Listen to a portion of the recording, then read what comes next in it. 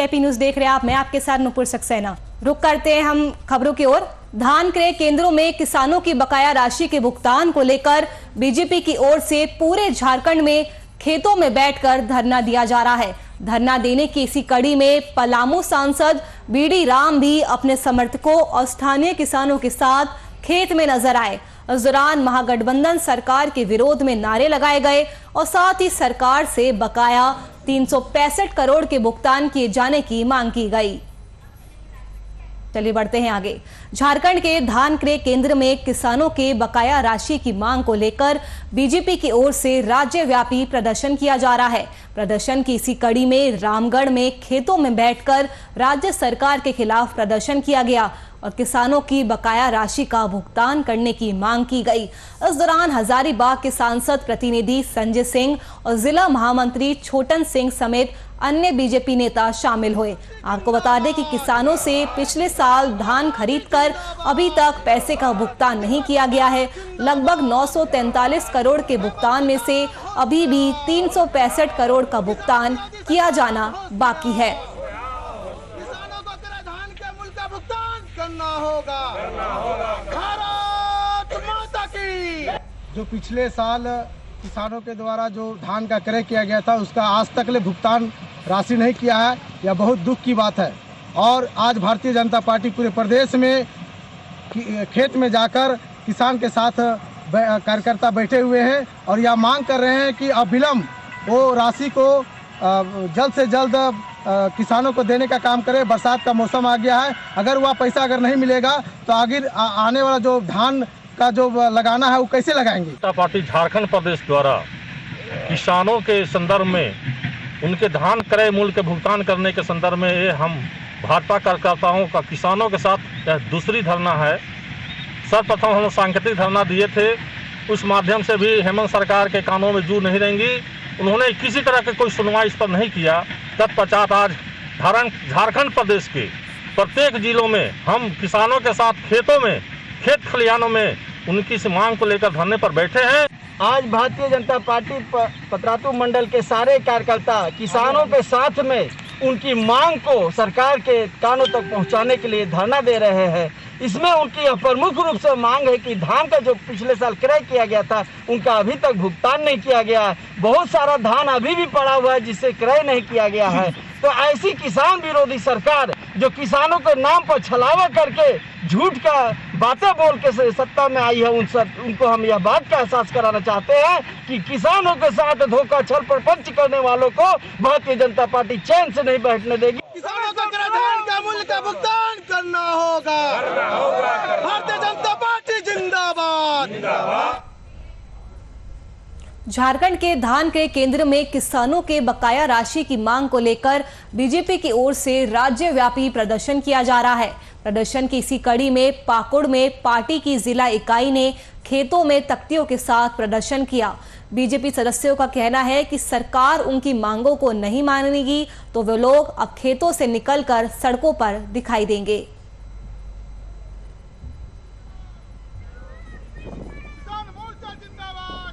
बकाया नहीं मिला है, अभी तक नहीं मिला है और उन लोगों को अभी बकाया मिलना चाहिए। इसीलिए राज्य सरकार को हम लोग माने बोल रहे हैं कि इन लोगों को बकाया आप लोग दे दीजिए, नहीं तो हम लोग आज धरना पे बैठे हुए हैं, फिर रोड पे हम लोग उतर जाएंगे। आज खेत पे बैठे हुए हैं किसानों को लेके, फिर बाद में हम लोग रोड पे किसानों को लेके उतर जाएंगे।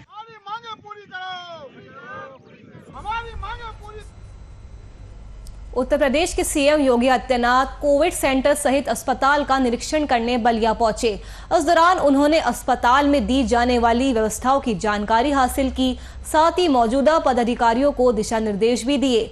सीएम के कार्यक्रम के अनुसार वे जिला के पदाधिकारियों के साथ बैठक करेंगे और साथ ही अन्य जगहों का भी निरीक्षण करेंगे।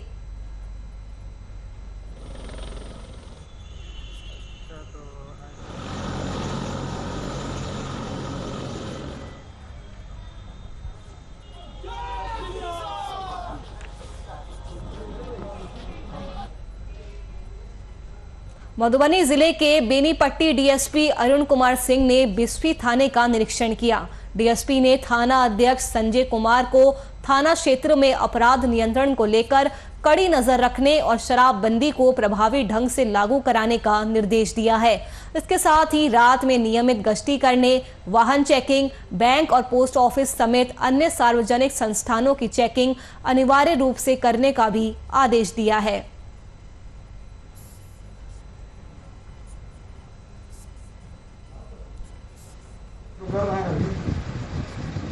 जो दैनिक निरीक्षण है उसका जो नोडल अधिकारी निरीक्षण है उसमें थाना का अभिलेख जो है उसका आवेदन है, उसका अनुपालन दिया गया है तो उसको कराना है। उससे संबंधित सभी थाने इसे निरीक्षण कर में थाना अभिलेख अद्यतन हो जाएगा।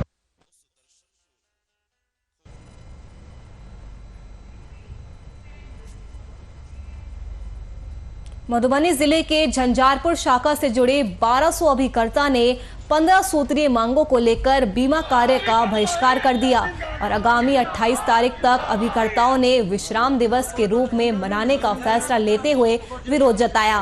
इस दौरान दर्जनों अभिकर्ता ने अपने कार्य का बहिष्कार कर नीति विरोधी नारे लगाए और मांगों का समर्थन भी किया।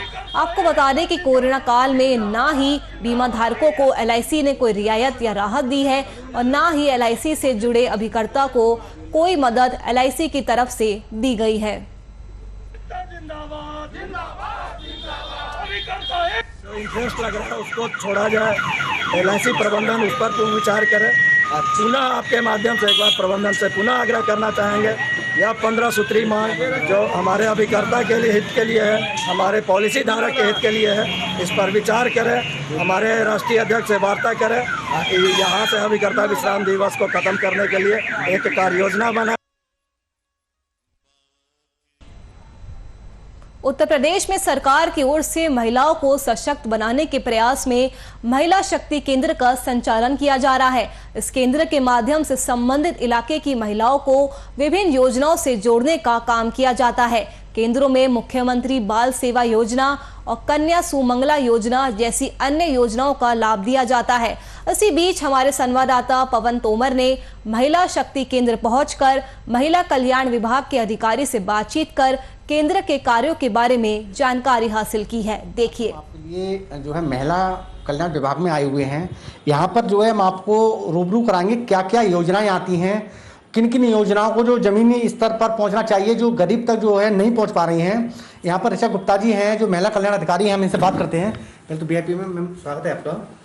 मैम, जो है आपके द्वारा विभाग के द्वारा मतलब क्या क्या योजनाएं आती हैं जो जनता तक पहुंचना चाहिए। इस समय जो है मुख्यमंत्री द्वारा जो योजना निकाली गई है, जो कोविड से मृत्यु हुई है, सबसे पहले तो वो बताना चाहें क्या है वो पूरा। इस टाइम मुख्यमंत्री के द्वारा मुख्यमंत्री बाल सेवा योजना का बच्चों को लाभ दिया जा रहा है जिनकी मृत्यु कोविड के द्वारा हुई है। जिन माँ बाप की मृत्यु कोविड के द्वारा हुई है उन बच्चों को मुख्यमंत्री बाल सेवा योजना का लाभ दिया जाएगा। उसमें क्या है कि बच्चों को आगे पढ़ाई शिक्षा करने के लिए 4000 रुपये प्रति माह बच्चों को दिए जाएंगे। तो उसके लिए जैसे क्या क्या प्रूफ चाहिए थे, क्या क्या देना पड़ता है कि कोविड के समय मृत्यु हुई, क्या क्या वो बताएं यहाँ पे। कोविड के द्वारा यदि मृत्यु हुई है तो पहले जिसकी कोविड के द्वारा डेथ हुई है, चाहे माँ हो चाहे माँ हो चाहे पिता हो, उनकी एनटीपीसीआर रिपोर्ट होनी चाहिए। दूसरा, आय प्रमाण पत्र होना चाहिए। तीसरा, मृत्यु का सर्टिफिकेट होना चाहिए। बैंक की पासबुक की फोटोकॉपी होना चाहिए। यही आरटीपीसीआर होना जरूरी है। हाँ। अच्छा मैम, और क्या योजनाएं हैं आपके द्वारा जो जनता तक जो पहुंचना चाहिए। हमारे द्वारा बच्चों को लड़कियों को पढ़ाने के लिए सुमंगला कन्या योजना है, जिसमें बच्ची जो होती है अपने आके पढ़ाई करने के लिए उसको लाभ दिया जाता है। ये भी मुख्यमंत्री की तरफ से चली हुई योजना है। इसमें क्या है, बच्चों को जैसे जन्म लेता है तो उस पर बच्चों को 2000 रुपये दिया जाता है। इस 6 किस्तों में इसका पैसा डिवाइड होता है। पहला होता है जब बच्चा जन्म लेता है तब 2000 रुपये मिलते हैं, टीकाकरण पूरा होता है तब 1000 रुपये दिया जाता है। जब बच्चा फर्स्ट में एडमिशन लेता है तब 2000 रुपये दिए जाते हैं। 6 में एडमिशन लेता है तब 2000 रुपये दिए जाते हैं। 9th में एडमिशन होने के बाद उसको 3000 रुपये मिलेगा। और जब बच्चा बीए या बीकॉम या किसी स्नातक की अच्छी पढ़ाई करता है तो उसको 5000 रुपये का लाभ दिया जाएगा। इसमें ये देखिए अभी हमारे साथ जो है ऋचा गुप्ता जी थी, महिला कल्याण अधिकारी हैं ये। तो अभी जो है जो योजना जो आती हैं गरीब तक जो नहीं पहुंच पाती हैं उसको जो हकीकत में गरीब तक पहुंचना चाहिए, प्रधानमंत्री मुख्यमंत्री के द्वारा जो योजनाएं चलाई जा रही हैं उन्हें जो ज़मीनी हकीकत पे लाना चाहिए, उसके लिए VIP न्यूज़ ने जाके जो है महिला कल्याण विभाग से बात की और ये रूबरू कराया। अब कितना इसका लाभ लेंगे ये जो है देखने वाली बात होगी। पवन तोमर, VIP न्यूज़, बधाई। पटना पुलिस अब नए स्वरूप में नजर आ रही है। शहर में अब चेन स्नेचिंग को रोकने और ट्रैफिक व्यवस्था सुदृढ़ करने के लिए पुलिस अब विशेष कलर कोड में शामिल की गई बाइक्स पर दिखेगी। राजधानी पटना के नवीन पुलिस केंद्र से SSP पटना उपेंद्र शर्मा ने ट्रैफिक पुलिस कर्मियों को इन बाइक्स का चार्ज सौंपा है। बाइक उपलब्ध कराने के दौरान वरीय SP ने बताया कि जल्द ही पुलिस कर्मियों को बॉडी कैमरे से लैस किया जाएगा। इससे अपराधियों को पकड़ने में कामयाबी भी मिलेगी और साथ ही पुलिस कर्मियों की गलत हरकतों पर भी रोक लगाने में मदद मिलेगी।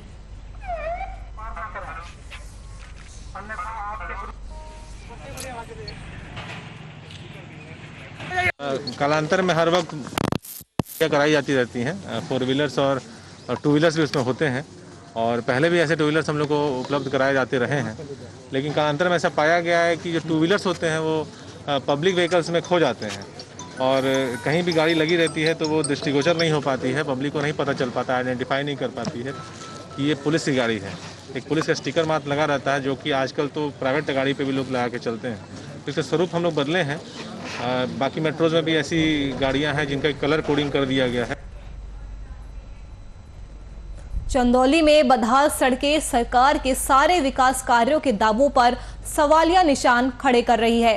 जिले के सखलदिया सैदपुर के बीच 35 किलोमीटर लंबी सड़क 2 जिलों को जोड़ने वाला राष्ट्रीय राजमार्ग है, जिसकी बदहाली देखने लायक है। सड़क में मौजूद गड्ढों में बारिश के चलते जल जमाव के कारण पूरा रोड तालाब में बदल गया है।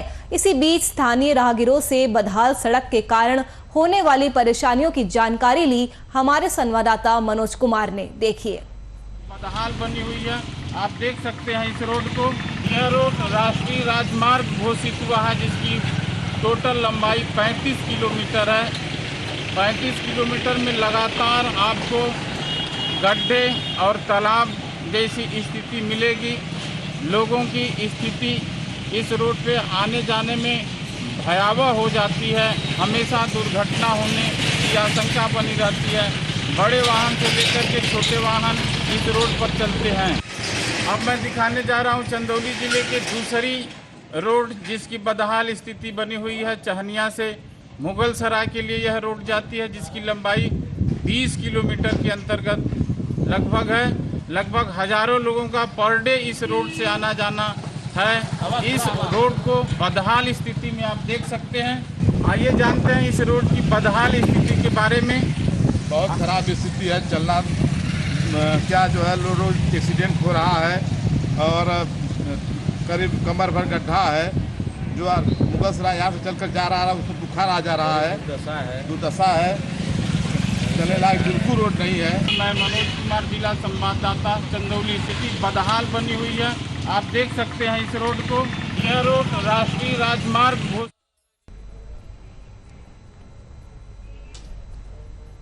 अयोध्या में श्री राम मंदिर ट्रस्ट द्वारा 2 करोड़ की जमीन ज्यादा दाम में बेचे जाने का मामला अब राजनीतिक तूल पकड़ने लगा है। इस मामले को लेकर विपक्ष की ओर से लगातार रूप से प्रदर्शन किया जा रहा है। बीते दिन कांग्रेस के सुल्तानपुर जिला कमेटी की ओर से जिला अध्यक्ष की अगुवाई में प्रदर्शन किया गया। साथ ही इस मामले में कांग्रेस सदस्यों ने राज्यपाल को संबोधित करते हुए जिले के DM के नाम ज्ञापन सौंपा।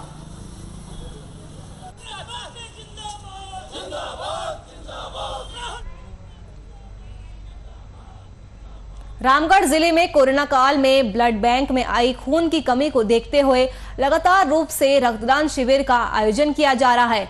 इसी कड़ी में पतरातू के PVUNL अंतर्गत CISF यूनिट की ओर से रक्तदान शिविर का आयोजन किया गया। मौके पर PVUNL स्थित अस्पताल के CMO CISF के कमांडेंट ने रक्तदान शिविर का उद्घाटन किया।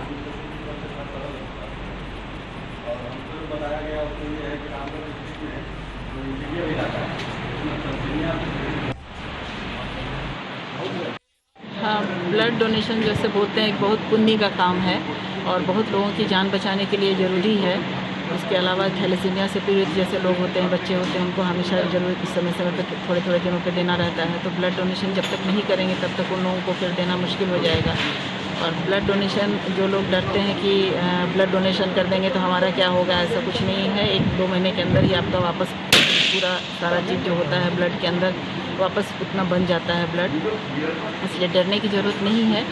आपके हेल्थ के लिए भी अच्छा है ब्लड डोनेशन। जैसे अगर ब्लड डोनेशन आप करते हैं तो आप भी ज़्यादा हेल्दी रहते हैं, इसलिए आप ब्लड डोनेशन करना चाहिए। रांची विश्वविद्यालय ने पीजी के चौथे सेमेस्टर वाले छात्रों का परीक्षा ऑफलाइन लेने का फैसला किया है। इस संबंध में छात्रों से वैक्सीन जल्द से जल्द लेने की अपील भी की गई है। इसके अलावा परीक्षा में बैठने के लिए वैक्सीनेशन को अनिवार्य बताया गया है।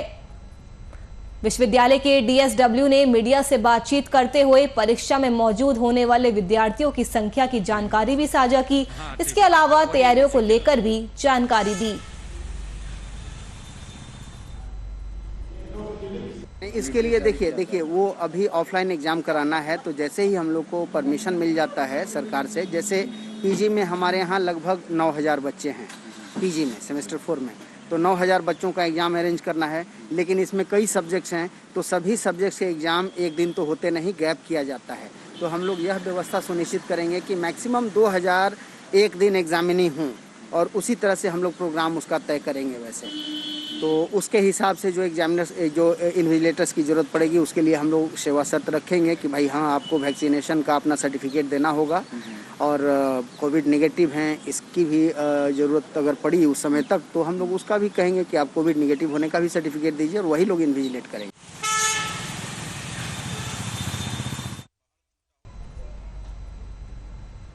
18 जून को आईएमए के आह्वान पर पूरे राज्य में डॉक्टरों द्वारा प्रदर्शन किया जा रहा है। वहीं राजधानी रांची में भी डॉक्टरों की सुरक्षा की मांग को लेकर आईएमए में विरोध प्रदर्शन किया गया।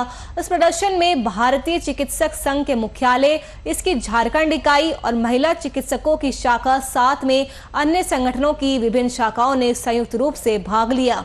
इसके साथ ही आईएमए के अध्यक्ष, उपाध्यक्ष, सचिव समेत अन्य लोग भी मौजूद रहे।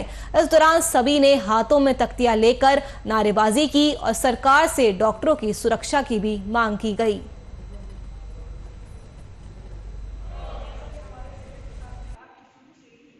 झारखंड चैप्टर का और पूरे देश के विमेन डॉक्टर्स विंग का समर्थन प्राप्त है। हमारी 3 मांग है। एक तो हम आपको पता है कि पूरे 10 साल से मेडिकल प्रोटेक्शन एक्ट के लिए हम लोग संघर्ष कर रहे थे। अब हमारी मांग है कि हेल्थ केयर प्रोफेशनल के लिए जो ये प्रोटेक्शन एक्ट है, इसको सेंटर से लागू किया जाए और इसको धारा आईपीसी और सीआरपीसी से जोड़ दिया जाए। दूसरा, जो डॉक्टर्स के ऊपर असॉल्ट होता है, मारपीट होती है, उनकी प्रॉपर्टी को तोड़ा जाता है, उसमें जो हम फास्ट ट्रैक मुकदमा करते हैं उसको फास्ट ट्रैक से तुरंत सुलझा दिया जाए। आईएमए के आह्वान पर देश भर के चिकित्सक राष्ट्रीय विरोध दिवस मना रहे हैं। इस क्रम में हम, क्योंकि अभी एक महामारी के बीच से गुजर रहे हैं, कहीं भी किसी अस्पताल और नर्सिंग होम या क्लिनिक में कार्य बाधित ना हो, ये सुनिश्चित कर एक सांकेतिक विरोध प्रदर्शन आज कर।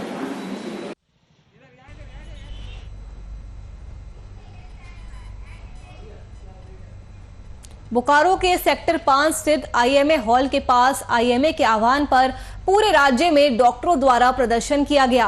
ये प्रदर्शन डॉक्टरों पर हो रहे अत्याचार और मारपीट के खिलाफ किया गया।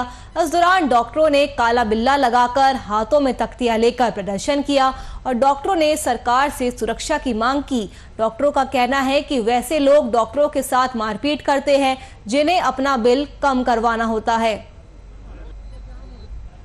आज 18 जून को देशव्यापी आईएमए जो है हड़ताल या विरोध प्रकट कर रहा है। ये मेन मुद्दा हमारा है जो आए दिन अभी चिकित्सकों और स्वास्थ्य कर्मियों पे जो आए दिन हमला हो रहा है, और ये कोरोना काल में खास करके कोरोना काल में जो इतने ये हमले हो रही हैं, इसके विरोध में हम आईएमए जो है देशव्यापी हड़ताल कर रहा है ना।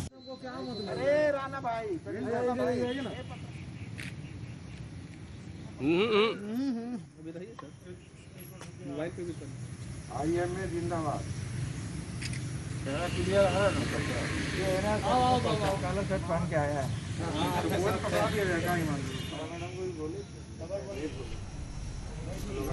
फोन मारो ना। हो दे बस हो गया।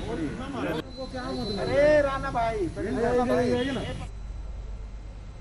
उत्तर प्रदेश में बढ़ते अपराध की सूची में एक और घटना शामिल हो गई है। ये घटना झांसी जिले के मेरठ से है, जहां मोड़ थाना क्षेत्र अंतर्गत दो पक्षों के बीच हुए विवाद में जमकर गोलियां चली। एक घटना में 2 लोगों के गंभीर रूप से घायल होने की सूचना मिली है, तो वहीं घायलों को स्थानीय पुलिस के द्वारा नजदीकी स्वास्थ्य केंद्र में भर्ती कराया गया। फिलहाल पुलिस ने मामला दर्ज करते हुए आगे की जांच शुरू कर दी है।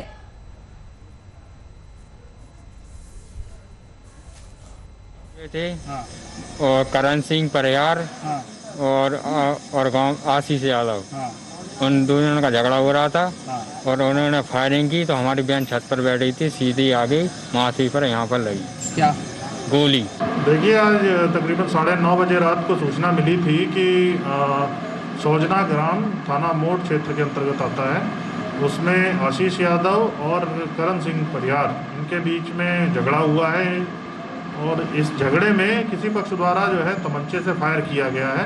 इस सूचना पे तत्काल थाना पुलिस पहुंची है और वहां से जब जानकारी प्राप्त की गई तो करण सिंह परियार और उसके लड़के ये दोनों बता रहे हैं कि हमारे साथ आशीष यादव ने भी मारपीट की है और अभी इनको दोनों को थाने बुला लिया गया है। इनके लिए इनकी भर्ती वगैरह करवा के आवश्यक विधिक कार्रवाई की जाएगी।